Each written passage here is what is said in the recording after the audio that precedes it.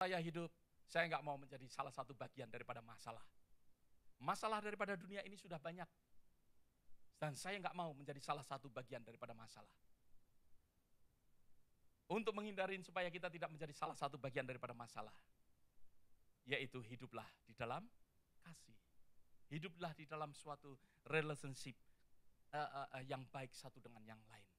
Kita harus membenahin relationship kita ya dengan Allah. Kita harus membenahin akan relationship kita antara manusia dengan manusia. Kita harus membenahin relationship kita antara manusia dengan kehidupannya sendiri.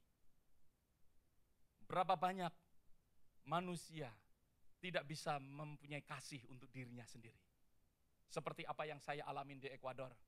Ada seorang yang ganteng, masih muda, ya, rambutnya segini saudara, badannya gede. Enggak seperti banyak daripada mereka yang kulitnya agak sawo matang, orangnya putih, ganteng saudara. Tetapi dia hampir tidak mengasihi akan dirinya. Dia kepingin bunuh diri karena dia problem dengan istrinya.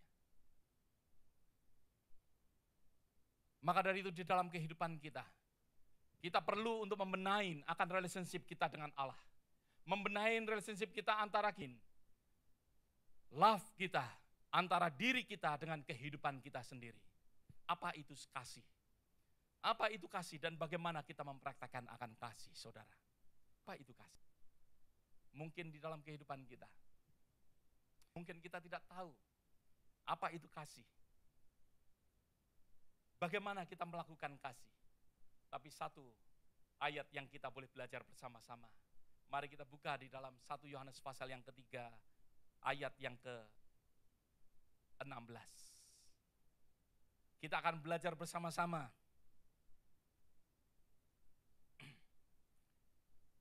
Supaya kita mengerti akan definisi daripada kasih, supaya kita mengerti bagaimana kita mengasihi. Sesuatu yang jelas yang diberikan di dalam 1 Yohanes pasal yang ketiga ayat yang ke-16. Saudara boleh selalu ingat-ingat John 3:16, ya, Yohanes 3 ayat yang ke-16 dan 1 Yohanes pasal yang ketiga ayat yang ke-16. Oke? Ya. John 3:16 katakan bahwa Allah mengasihi dunia sehingga mengaruniakan anak yang tunggal, supaya barang siapa percaya tidak binasa melainkan memperoleh hidup yang kekal. Amin. Ya. Dan 1 Yohanes pasal yang ketiga ayat yang ke-16 dikatakan, demikianlah kita ketahui kasih Kristus, yaitu bahwa ia telah menyerahkan nyawanya untuk kita.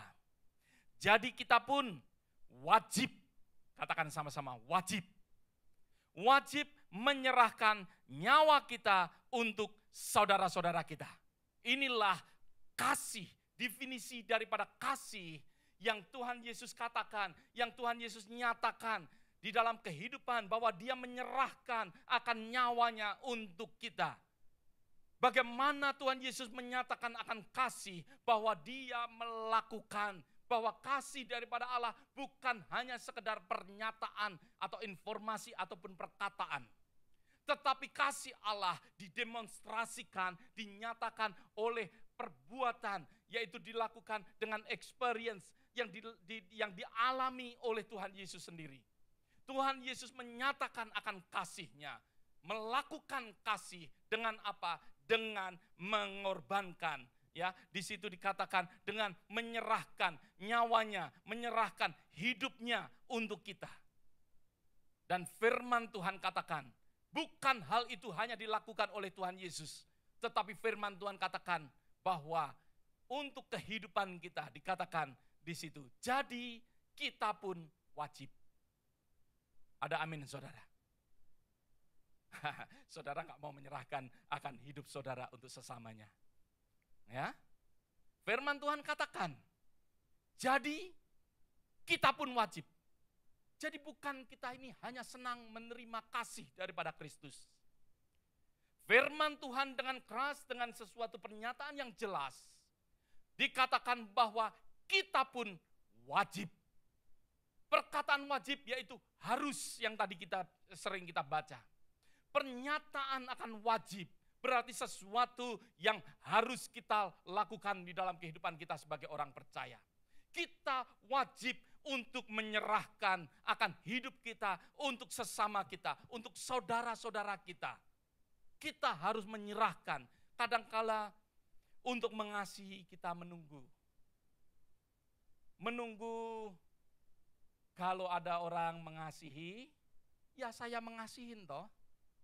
Kalau ada orang yang mengasihin saya, maka dari itu saya akan memberikan kasih. Tetapi Tuhan Yesus, perhatikan sama-sama saudara. Perhatikan sama-sama di dalam pernyataan daripada ayat ini. Dikatakan di situ bahwa ia telah.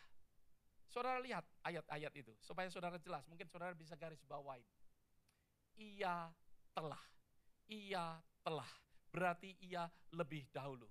Berarti ia sudah melakukan. Meskipun manusia belum tentu memberikan akan kasihnya, belum tentu respon akan kasih Tuhan, tetapi ia telah memberikan nyawanya untuk kita. Berapa banyak katakan amin? Yang sudah berkorban lebih dahulu saudara atau Tuhan Yesus? Yang lebih dahulu tentunya Tuhan Yesus. Ada amin.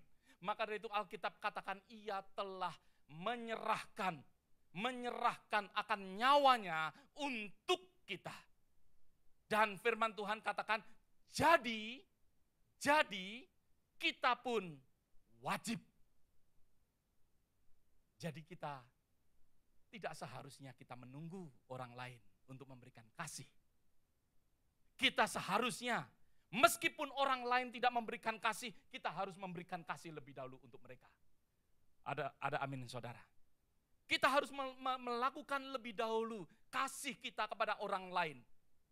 Bahwa disitulah kasih.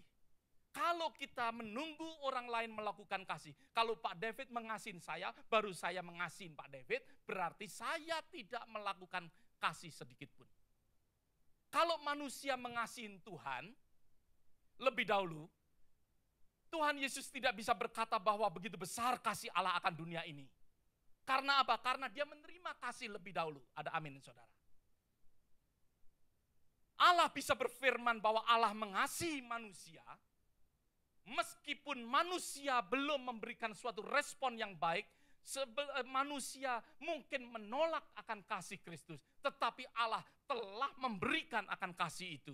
Maka dari itu Allah bisa berfirman bahwa ia mengasihi akan dunia ini. Mengasihi akan orang yang berdosa pun Tuhan telah mengasihi dan telah memberikan akan nyawanya untuk saudara dan saya.